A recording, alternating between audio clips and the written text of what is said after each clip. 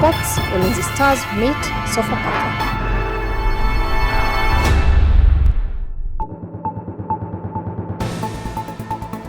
Welcome to our end of week news bulletin. I am Sergeant Faith Mwai. The Kdf Weekly Bulletin is a show to keep you updated on events undertaken by the Ministry of Defense over the week.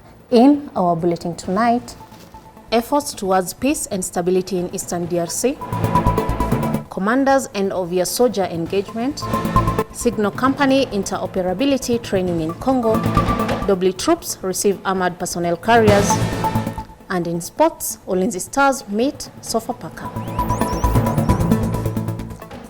The Kenyan contingent and the Armed Forces of the Republic of Congo troops under East African Community Regional Force conducted security patrols in the areas of Ndosho, Keshero, Mugunga, and Zulo aimed at restoring peace in the troubled region. The East African Community Regional Force continues to engage state and non-state actors in Eastern DRC to offer humanitarian assistance to the locals.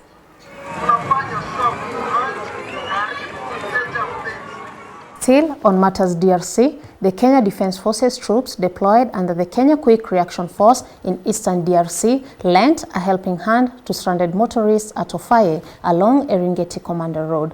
More than 20 vehicles transporting people and essential goods had been forced to wait for days after the road was blocked by trucks stuck on the road following heavy rains. The Kenyan soldiers who were on patrol duties used their armored personnel carriers and recovery vehicles to pull out the trucks that had blocked movement of vehicles from both sides of the road. The Eringeti Commander Road is a key route used to transport goods and people between Beni and Ituri areas. Reporting for KDF TV, I'm Corporal Jabiri Banzi. General Robert Kibochi, Chief of Defense Forces, has concluded a 3-day visit to troops at Mariakani Garrison in Kilifi County, Manda, Sarira and Baure in Lamu County, Wajir, Konton and Burahache in Wajir County as part of his end-of-year official visit to services, formations, bases and forward operating bases. Addressing the troops during the visits, General Kibochi emphasized on high-level training, better equipment and improved healthcare systems as the pillars that enhance the mission readiness of a soldier. The Chief of Defense Forces encouraged the troops to keep soldiering on and remain extra vigilant, especially during the festive season, to deter and defeat any threat to security. The Chief of Defense Forces visit was aimed at boosting the troops' morale as they continue with operations, affirm the personnel operational and mission readiness, as well as convey messages of happy holidays and New Year.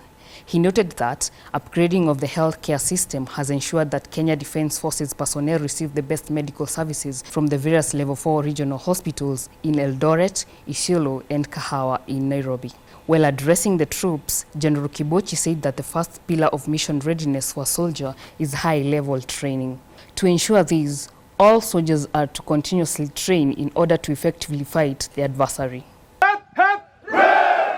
Lieutenant General Peter Njiru, Commander Kenya Army, this week toured School of Infantry and School of Artillery in Isiolo region, as well as Kahawa Barracks in Nairobi, as part of the Commander's end-of-year routine. The visits are aimed at affirming troops' operational and mission readiness as they execute the Kenya Army mandate. The Commander's visit gave soldiers an opportunity to interact and share their experiences, convey gaps and opportunities unique to their areas of responsibility. During the visit at the School of Infantry in Isiolo, Lieutenant General Njiru commended the soldiers for their discipline and professionalism in ensuring the country is protected from land-based threats. He further stated that the Kenya Army leadership continues to prioritize the welfare of the troops, ensuring soldier-centric approaches are complemented by delivering on the family welfare needs. Senior Private Susan Wanjiru, KDF TV. On the other hand, Major General John Omenda, Commander Kenya Air Force, concluded his end-of-year Kenya Air Force tours by visiting Laikipia Air Base and Moi Air Base, respectively. The visits were aimed at assessing the mission readiness of the Kenya Air Force bases and projects, as well as delivering messages of Christmas and Happy New Year in advance. During his visit, the Commander Kenya Air Force Major General John Omenda inspected several projects which included hangars, modern dairy unit, orchard farm, and the proposed Green Park at Moi Air Base. The commander also awarded service personnel who had performed exemplary, among them being a team from Rapid Deployment Squadron who were instrumental in rescuing and recovering victims of Rivanzui tragedy. The commander also held a baraza with the service personnel and addressed matters on financial discipline and urged those on duty to remain vigilant, especially during the festive season. If we must reflect on our lives, I want you to, first of all, realize that we have a very noble task on us of defending the Kenyan airspace and the sovereignty of this republic. And therefore, we in uniform should not forget that. And we must always focus on that. Reporting for KDF TV, I'm Corporal Jabiri Banzi. In conclusion, Major General Jimson Mutai, Commander Kenya Navy, toured the Kenya Navy base, Manda Bay in Lamu County.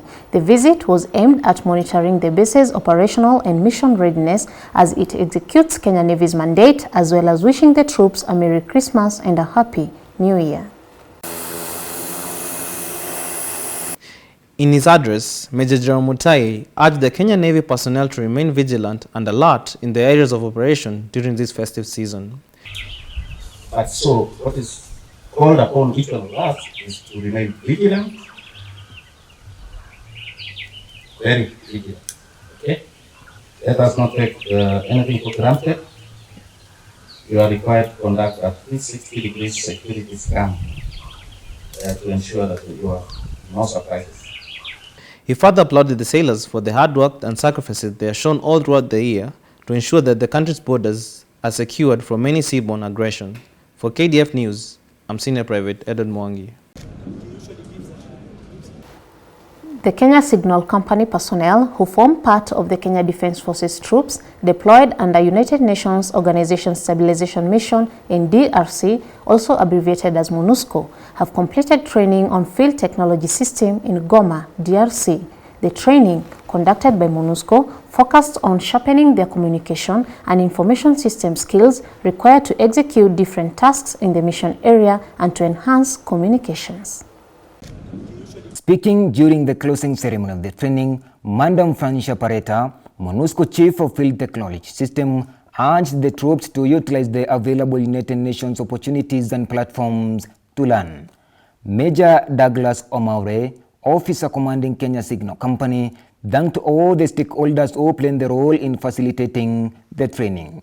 He said that the skills gained during the training will go a long way in assisting the troops to effectively discharge their duties. Reporting for KDF News, I'm Senior Private Charles Kidaka.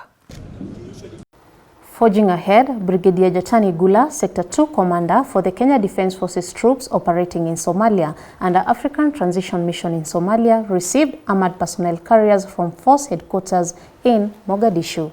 While receiving the carriers, Brigadier Gula thanked the special representative of the chairperson of the African Union Commission for the carriers, which will assist in improving the force protection and capacity as per the mission's concept of operations. The troops need to be agile, mobile, flexible, adaptable and responsive in their operations. The delivery of the armored personnel carriers was aimed at enhancing mobility to facilitate quick and efficient response and provide better support for troops in mobile operations. The new acquisition is part of the ongoing capability enhancement of African Transition Mission in Somalia, mobile and quick reaction force troops as underscored by the United Nations Security Council Resolution 2628. Reporting for KDF TV, I am Sergeant Doreen Kerubo.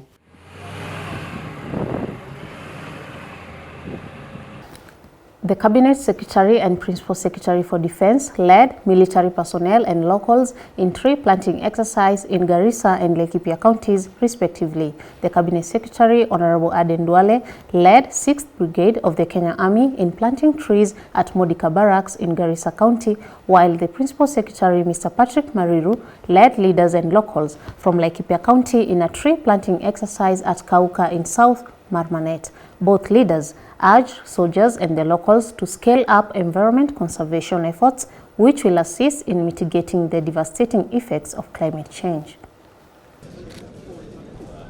The leaders pointed out that the Kenya Defence Forces had started a unique military project dubbed the Environmental Soldier Program back in 2005 after realizing that the country was facing deforestation, environmental degradation, and soil erosion threats. The exercise is planned to be executed in all 47 counties and is coordinated by the Ministry of Environment and Forestry. For KDF TV, I'm Senior Private Edward Mwangi. And on Christmas, as the world ushers in the Christmas and the New Year season, Major General William Shume, the Deputy Army Commander, on behalf of the Commander Kenya Army, Lieutenant General Peter Njiru, visited patients admitted at the Nairobi Regional Hospital and Defence Forces Memorial Hospital in Nairobi to wish them a quick recovery, convey the season greetings, and wish them good tidings in the new year. In the two hospitals, Major General Shume presented gifts, get well soon cards, and spent time with the patients, sharing messages of hope. He expressed his gratitude to the soldiers for their dedication and selfless sacrifice in service to the nation. He also visited the newborn unit, where he congratulated the mothers for receiving their bundles of joy. The patients include KDF personnel and their dependents. Reporting for KDF TV, I am Sergeant Doreen Kerubo. Lastly, Kenya Defence Forces wishes to congratulate Keith Nimrod Ocheng from Golden Light School in Kisumu County, who emerged number 3 countrywide in the Kenya Certificate for Primary Education Examination results, which were released by the Cabinet Secretary for Education this week. Keith Nimrod managed to score 429 marks out of the possible 500. Nimrod is the son of Senior Sergeant Kennedy Ocheng.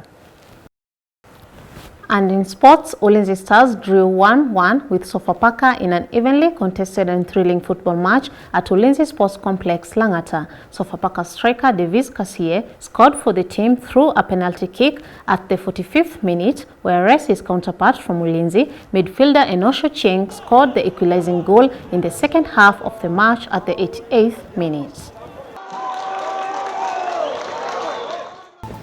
Thank you for watching. We look forward to your feedback and your viewership next Friday for the KDF Weekly News Bulletin.